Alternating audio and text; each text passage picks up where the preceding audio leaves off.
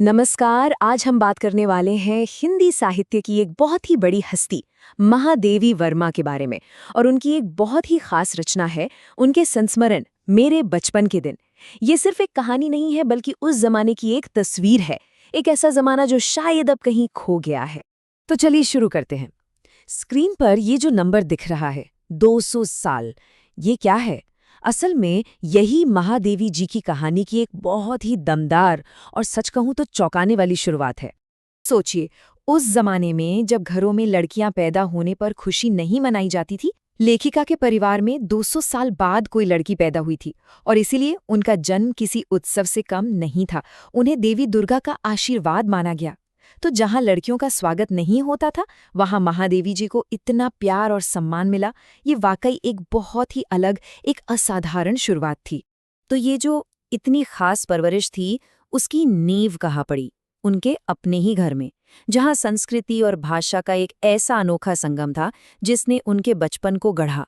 अब ये देखिए, ये बहुत दिलचस्प है। घर में 3 अलग-अलग भाषाएं थीं। दादाजी फारसी और उर्दू में माहिर थे, तो घर में उसका माहौल था। पिताजी ने अंग्रेजी पढ़ी थी, तो एक मॉडर्न सोच भी थी। और माँ को हिंदी और संस्कृत आती थी, और वो ही महादेवी जी की पहली टीचर बनी। मतलब स्कूल जाने से बहुत पहले ही इन 3 भाषाओं ने मिलकर उनकी दुनिया बनानी शुरू कर दी थी।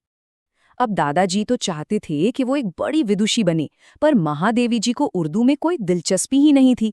एक बार तो वो मौलवी साहब से बचने के लिए चारपाई के नीचे ही छिप गईं। उनका असली लगाव तो संस्कृत से हुआ, और इसकी वजह थी उनकी माँ, जो रोज गीता पढ़ती थी और जिन्होंने उन्हें पंचतंत्र की कहानियां सुनाई। तो घर पर तो ये मजबूत नींव पड़ी चुकी थी। अब बारी थी स्कूल की। शुरुआत में उन्हें एक मिशन स्कूल में डाला गया जो उन्हें बिल्कुल पसंद नहीं आया, लेकिन फिर उन्हें अपनी असली जगह मिली, क्रॉसथ्वेट गर्ल्स कॉलेज में।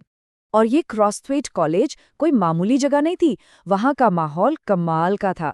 हिंदू, ईसाई, अलग अलग प्रांतों से आई लड़कियां सब एक साथ रहती थीं, पढ़ती थीं, खाना खाती थीं, कोई भेदभाव नहीं। और इसी बेहतरीन माहौल में उनकी मुलाकात उस इंसान से हुई जिसने उन्हें एक लेखिका के तौर पर अपनी पहचान बनाने में मदद की। वो थी सुभद्रा कुमारी चौहान। वो महादेवी जी से सीनियर थी और तब तक एक जानी मानी कवयित्री बन चुकी थी। एक दिन उन्होंने महादेवी जी की छिपाई हुई कॉपियां देख ली और बोल पड़ी, तुम कविता लिखती हो? और बात सिर्फ खोजने तक नहीं रुकी। उन्होंने न सिर्फ महादेवी जी को बढ़ावा दिया, बल्कि उनकी कविताएं पूरे हॉस्टल में सबको पढ़कर सुनाईं। और बस यहीं से शुरू हुई एक जबरदस्त दोस्ती और एक क्रिएटिव पार्टनरशिप। महादेवी जी ने भी सुभद्रा जी की तरह खड़ी बोली में लिखना शुरू कर दिया। फिर दोनों साथ में कविताएं लिखने लगी। उनकी कविताएं स्त्री दर्पण जैसी मैगजीन में छपने लगी, और तो और वो साथ में कवि सम्मेलनों में भी जाने लगी, जहां महादेवी जी को कई पुरस्कार भी मिले। तो इस दोस्ती ने ही उनकी साहित्यिक यात्रा को एक साथ एक नई उड़ान दी। ऐसे ही एक पुरस्कार में उन्हें चांदी का एक बहुत सुंदर नक्काशी वाला कटोरा मिला। बाद में जब वो महात्मा गांधी से मिली, तो उन्होंने वो कटोरा उन्हें भेंट कर दिया। देखिए, ये छोटा सा किस्सा कितना कुछ कहता है, न सिर्फ उनकी शुरुआती कामयाबी के बारे में, बल्कि देश में चल रहे आज़ादी के आंदोलन से उनके गहरे जुड़ाव को भी दिखाता है। ये जो एकता और सद्भाव का माहौल था, वो सिर्फ कॉलेज की दीवारों तक ही सीमित नहीं था। यह उनके आसपास, उनके समाज में भी गहराई तक रचा बसा हुआ था। हॉस्टल और पड़ोस में जिंदगी कैसी थी? अवध, बुंदेलखंड, अलग अलग जगहों से आई लड़कियां अपनी अपनी बोली बोलती थीं, पर रहती थीं एक होकर। उनकी रूममेट थीं ज़ैबुन-निसा, जिनसे महादेवी जी ने थोड़ी बहुत मराठी भी सीखी। घर के पास में एक नवाब साहब का परिवार रहता था, जिनके साथ उनका बहुत गहरा रिश्ता था। दिवाली हो या मुहर्रम, दोनों परिवार मिलकर मनाते थे। यहाँ तक कि नवाब साहब की पत्नी ने ही महादेवी के छोटे भाई का नाम मनमोहन रखा था।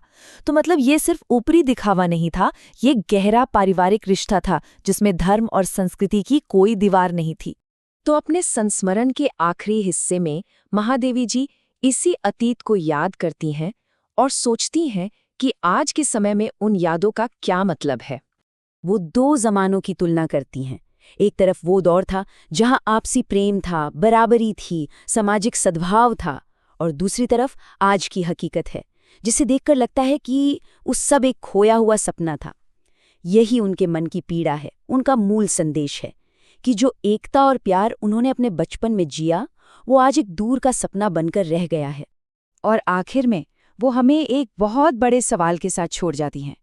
वो सवाल ये है कि अगर एकता का वो सपना जो उनके बचपन की हकीकत था, पूरे देश की सच्चाई बन गया होता, तो आज भारत की तस्वीर कैसी होती?